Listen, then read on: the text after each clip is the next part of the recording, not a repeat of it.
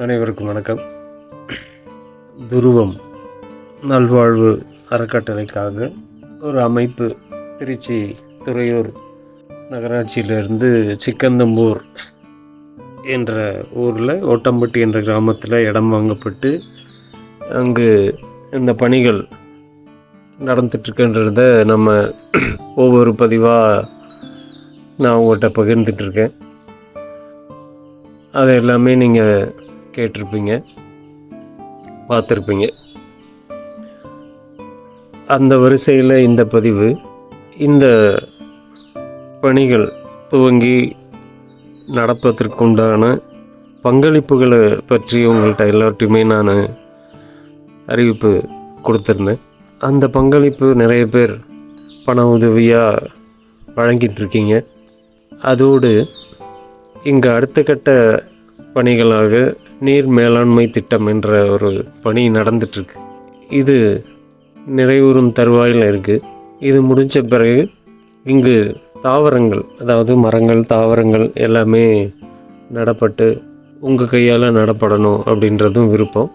அதற்குண்டான பங்களிப்பாக நான் என்ன சொல்கிறேன்னா, இப்போ நானே நிறைய இடங்களில் பயணிக்கும்போது பார்க்குறது உண்டு. இந்த ரோடோரத்தில் நடந்து போகும்போது ரோடு சாலைகள் ஓரமாக சில மரங்கள் வளர்ந்துருக்கும் சின்னதாக. அதாவது அந்த இடத்துல அது வளர்ந்து வருமா அப்படின்னு தெரியாது. அதாவது விதைகளுக்கு ஒன்றும் விதிகளோ கட்டுப்பாடுகளோ எதுவும் இல்லை. அது எங்கே தூக்கி எறிகிறாங்களோ, தூக்கி எறிகிறோமோ அங்கே அதற்குண்டான சூழல், நீர், காற்று, வெப்பம் கிடச்சிதுன்னா அது முளைச்சிரும், வளர்ந்துடும். ஆனால் தொடர்ந்து அங்கே அதால் வளர முடியுமா அப்படிங்கிறது அந்த விதைக்கு தெரியாது. வளரணும், அவ்வளோதான். அது இடத்த தேர்ந்தெடுக்க முடியாதுங்கிறது நம்ம எல்லாருக்கும் தெரியும். அப்படிப்பட்ட இடத்துல இருக்கக்கூடிய மரங்கள் உங்கள் கண்ணில் பட்டுச்சுன்னா அதை எடுத்து ஒரு சின்ன தொட்டிலையோ ஒரு கவர்லேயோ நீங்கள் போட்டு அதை இங்கே கொண்டு வந்து கொடுக்கலாம். அது இல்லாமல் இங்கே துருவம் நிலப்பரப்பில் எல்லா விதமான மரங்களும் வைக்கணும் அப்படின்னு தான். இது பலன் தருது தரலை அப்படின்லாம் இல்லை. மரம்னா பலன் தராத தாவரம்னு ஏதாவது ஒன்று இருக்கா? அப்படி இந்த படைப்பிலே ஒன்றும் இல்லை. இங்கே மனிதர்கள் தான் விளைவை நோக்கியும் ஏதாவது பலனை நோக்கியும் செயல்படுறதுனால அப்படி பார்க்குறோம். ஒரு மரம்னாவே அது வெளிவிடுற காற்றை நம்ம உள்ளே எடுக்கிறோம் அப்படின்றதெல்லாம் தாண்டி ஒரு தாவரம், ஒரு மரம் இருக்கணும், அவ்வளோதான். அது இந்த மரமாக இருக்கணும், அதுவாக தான் இருக்கணும் அப்படின்னு இல்லை. ஏன்னா இங்கே விளைவுகளை நோக்கி தான் இங்கே நிறைய செயல்கள் சுற்றி நடக்குது. பண்ணைகள், தோப்புகள் எல்லாமே நான் முதல்ல ஒரு தீர்மானமாக இருக்கிறது என்னென்னா, பணம் வரும் மரங்களை இங்கே நடவே கூடாது, பழம் வரும் மரங்களை நடணும் அப்படிங்கிறது தான். இந்த பழங்கள் கூட எதற்கு அப்படின்னா, இங்கே நிறைய பறவைகள் வரணுன்ற ஏற்பாடு தான். பறவைகளுக்கு மட்டும் இல்லை, பறவைகளைப் போல் வருகின்ற நீங்களும் இங்கு இளைப்பாரி தங்கி இங்கே இருக்கிற மரங்களை இங்கே வரும் உங்களுடைய பிள்ளைகள், நீங்கள் எல்லாருமே பறித்து சாப்பிடணும் அப்படின்றது தான் விருப்பம். அப்படி இயல்பாக இது இருக்கணும். ஒரு காடு போல் எதுவுமே ஒரு வருமானத்தை நோக்கியோ இல்லை இதெல்லாம் காய்ச்சி இது கொண்டு போய் விற்றா பணம் வரும் அப்படின்ற நோக்கமோ துளி கூட இல்லை. அந்த நோக்கத்தில் வளர்க்கப்படும் மரங்களுக்கு தெரியும், நம்ம ஒரு நோக்கத்துக்காக ஒரு தாவரத்தை வளர்க்குறோம் அப்படின்னா நம்மளுடைய நோக்கம் என்ன அப்படின்றது அந்த தாவரங்களுக்கு தெரியும். அதுக்காக அந்த தாவரங்கள் செழித்து வளரவும் செய்யாது. நம்மளை பலனுக்காக வளர்க்குறாங்கன்றதுக்காக அது கூனி குறுகியும் போகாது. ஆனால் உணர்வுகளை உணரக்கூடிய தன்மை தாவரங்களுக்கு உண்டு. ஏன்னா நாமளும் ஒரு அறிவு உயிரினமாக அந்த தாவரமாக இருந்து தான் இப்போ 6 அறிவு உயிரினமாக இந்த பூமியில் வாழ்ந்துட்டுருக்கோம். இப்படி தாவரங்கள்ன்றது அற்புதமான ஒரு நிலையில் இருக்கக்கூடிய ஒரு உயிரினம். அதே போல் அதில் கூடுகட்டி வாழக்கூடிய பறவை இனங்கள், தேனீக்கள், வண்ணத்து பூச்சிகள், எவ்வளோ பல்லுயிர் சூழலாக இங்கே இது இருக்கணும் அப்படின்றது தான். நீர்நிலைகள், இது எல்லாமே உருவாக்கிட்டு இருக்கோம். அப்படி உங்களுடைய பங்களிப்பாக மரங்கள், என்னென்ன மரங்கள்லாம் நீங்கள் வாங்கி கொடுக்கணும்னு பிரியப்படுறீங்களோ அந்த மரங்கள் எல்லாமே கொடுக்கலாம். பூ மரங்கள், பழமரங்கள், எந்த மரங்களாக இருந்தாலும் சரி, மூங்கில் மரங்கள், தென்னை மரங்கள், கருவேப்பிள்ளை, இப்படி நிறையா சொல்லிகிட்டே போகலாம். எது ஒரு தாவரம் வளரணும்னு பிரியப்படுறீங்களா, அதை பேணி காத்து இங்கே நல்லா வளரும்னு நீங்கள் நினச்சிங்கன்னா அதை வாங்கி கொடுக்கலாம். அதே போல் ஆணிரைகள்னால் உயிரினங்கள், மாடு, ஆடு, கோழி, இப்படி எல்லாத்தோடையும் வாழணும். தமிழ் மரபு வாழ்க்கையே அப்படி தான். பகுத்துணர்ந்து பல்லுயிர் ஓம்புதல் அப்படின்னு சொல்கிறாங்க இல்லையா, அது அந்த ஒரு கூற்றுக்கிணங்க தான் இங்கே இது வளர்ந்து வருது. அதுபோல் மாடுகள், நாட்டு மாடுகள், ஏன் நாட்டு மாடுகள்னால் அந்த சூழலில் பொருந்தி வாழக்கூடிய தன்மை அதுக்கிட்ட தான் இருக்கும். அதுதான் உணர்வோட கலக்கும். ஒரு உயிரினம் நம்மளோட வாழுது அப்படின்னா அந்த உணர்வோடு இருக்கிறது நம்ம நாட்டு மாடுகள் தான். அதாவது மனிதர்களால் சிதைக்கப்படாத உயிரினங்களாக இருக்கணும். அதாவது இந்த ஹைப்ரிட் இதெல்லாம் சொல்கிறாங்க இல்லையா, இங்கே கூட இந்த மரங்கள் நடுறது கூட பார்த்திங்கன்னா ஒட்டு இனங்களே இங்கே வைக்கக்கூடாதுன்றது தான் இங்கே கோட்பாடு. அதாவது நட்ட உடனே 1 வருஷத்தில் காய்க்கும், 2 வருஷத்தில் காய்க்குன்ற தாவரங்களுக்கு இங்கே அனுமதியே கிடையாது. விதை தாவரங்கள் தான், விதையிலிருந்து உருவான தாவரங்களை தான் நம்ம இங்கே வைக்க போகிறோம். அப்படிப்பட்ட விதையிலிருந்து உருவான தாவரங்கள் மிக மிக விலை குறைவாக அது சார்ந்த மனிதர்களால் கிடைக்கிது. அப்படிப்பட்ட மனிதர்களோட இணைப்பும் இறைவன் என்னோடு இணைக்கிறார். அதுபோல் அந்த ஒட்டு இனங்கள் சீக்கிரம் செறிவூட்டப்பட்ட தாவர வித்துக்கள் எதுவுமே இங்கு அனுமதி கிடையாது என்றதில் ரொம்ப சரியாக செயல்படுறோம்.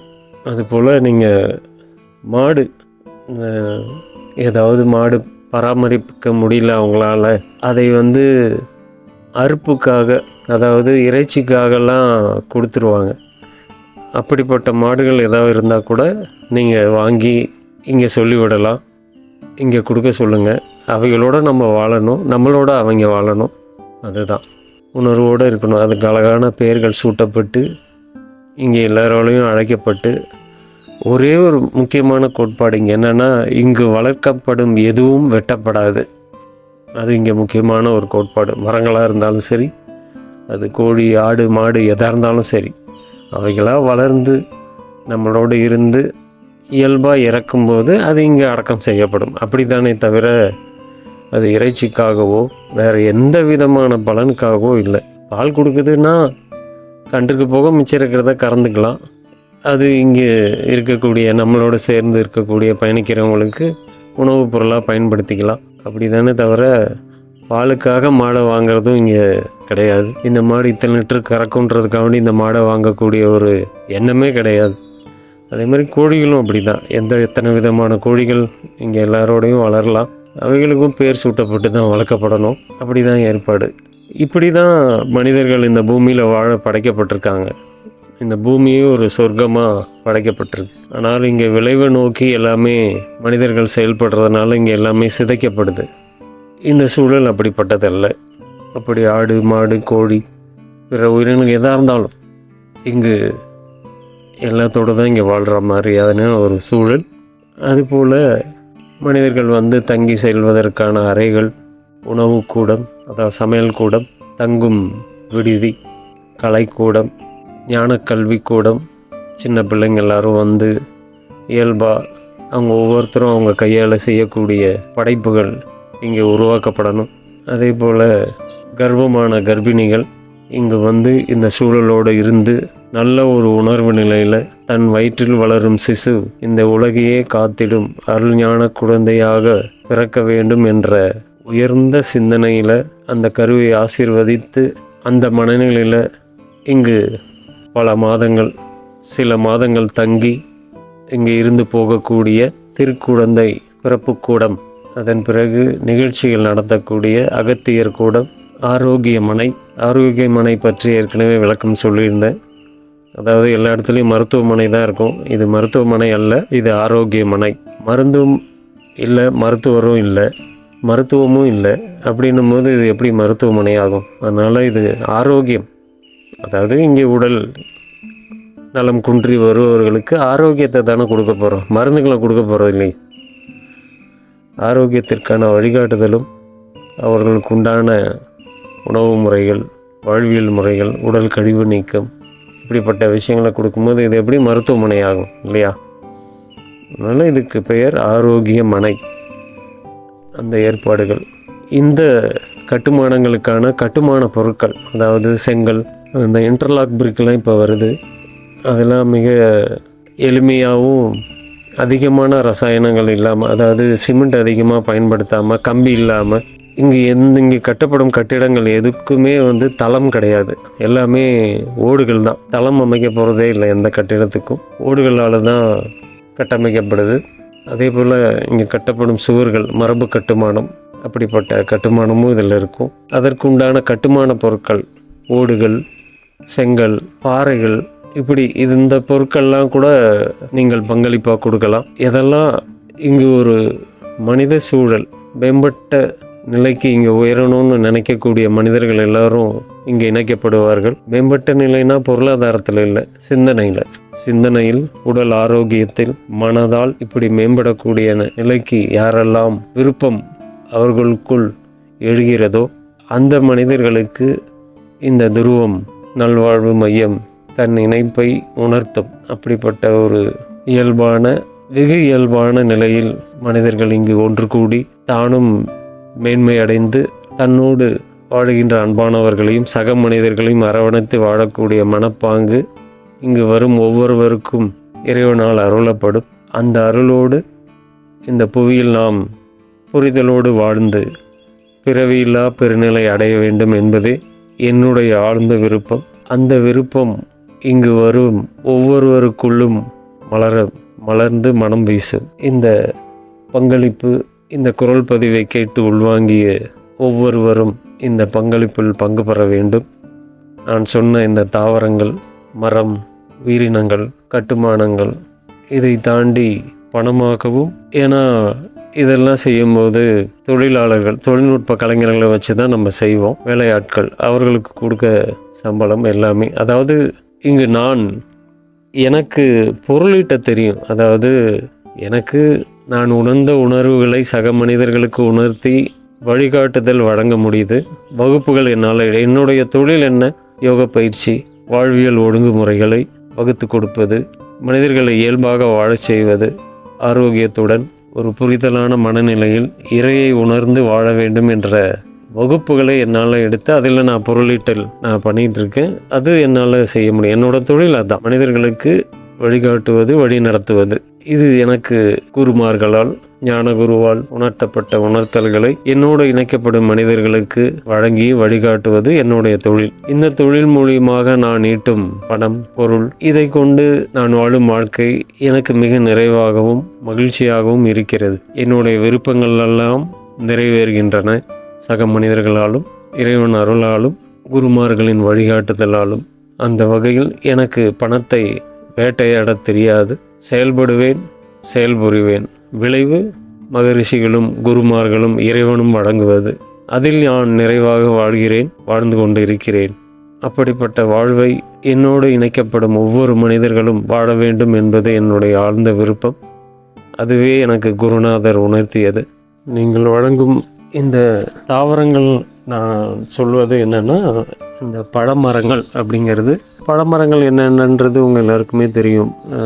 அதில் எதுவுமே ஒட்டு ரகங்களாகவோ அப்படி இல்லாமல் எல்லாம் விதை தாவரங்களாக இருக்கிற மாதிரி தான் நம்ம இங்கே வைக்கணும் அப்படிங்கிறது முடிவு. அதனால் அப்படிப்பட்ட மரங்களை நீங்கள் வாங்கி கொடுக்கலாம். அதே போல் பூ மரங்கள் அப்படின்றது, உதாரணத்துக்கு எவ்வளவோ பூ மரங்கள் இருக்குது. அதாவது மகிழம்பூ, செண்பகம், அப்புறம் பவளமல்லி, இப்படி எவ்வளவோ பூ மரங்கள். அதாவது பூக்கள், கனிகள், காய்கறிகள், அதே மாதிரி காய்கறிகள். அதாவது இங்கே இன்னொரு ஏற்பாடு என்ன அப்படின்னா, இங்கு வரும் மனிதர்களுக்கு, இங்கே வராங்க இல்லையா, வகுப்புக்கோ பயிற்சிக்கோ இல்லை தங்கி செல்பவர்கள் அனைவருக்கும் உண்டான உணவு இங்கே தான் படைக்கப்படணும் அப்படிங்கிறது தான் இங்கே நம்ம கோட்பாடு.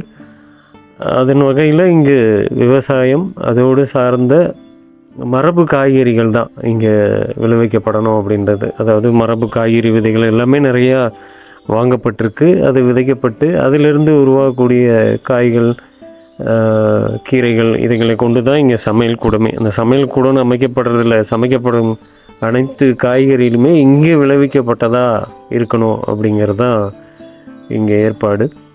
அதற்குண்டான காய்கறிகள், அந்த காய் மரங்கள், அதெல்லாம் கூட நீங்கள் வழங்கலாம், பங்களிப்பாக வழங்கலாம். எதெல்லாம் நீங்கள் நினைக்கிறீங்களோ, ஆனால் அது நேர்மையாக நெறிப்பட்ட முறையில் விளைவிக்கப்பட்டதாக இருக்கணும் அப்படிங்கிறது இங்கே முக்கியமாக நம்ம பின்பற்ற வேண்டிய ஒன்று. அது சார்ந்த விஷயங்களை நீங்கள் பங்களிப்புகளாக நீங்கள் வழங்கலாம்.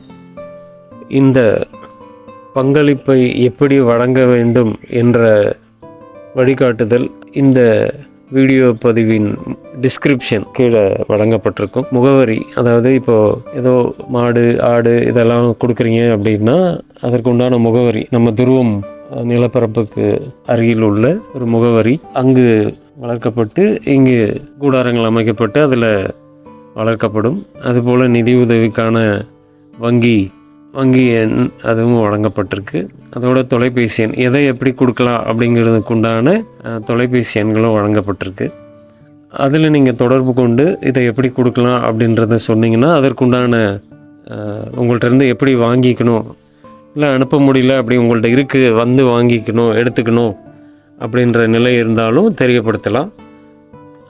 நம்ம பொறுப்பாளர்கள் அவர்கள் வந்து உங்கள்கிட்ட வாங்கிப்பாங்க, அதையும் நீங்கள் தெரியப்படுத்தலாம். வாழ்வில் அனைவரும் மேம்பட வேண்டும், அதற்குண்டான ஒரு சூழல் அமைய வேண்டும் என்ற ஆழ்ந்த விருப்பத்தில் விரும்பினேன், அமைந்தது. அது வளர்ந்து கொண்டிருக்கிறது. அது உங்களால் மேலும் சிறப்பாக வளரும். வளர்ந்து வளப்படுத்தும் அனைவரையும் வாருங்கள், இணைந்து வாழ்வோம், நலம் பெறுவோம், வளம் பெறுவோம். நன்றி.